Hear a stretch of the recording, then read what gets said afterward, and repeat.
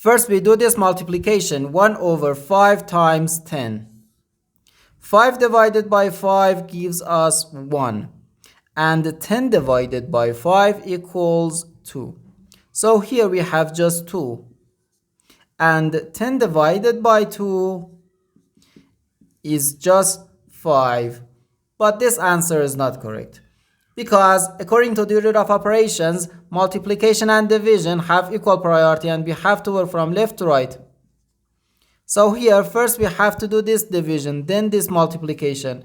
If we do this multiplication before this division, it is wrong.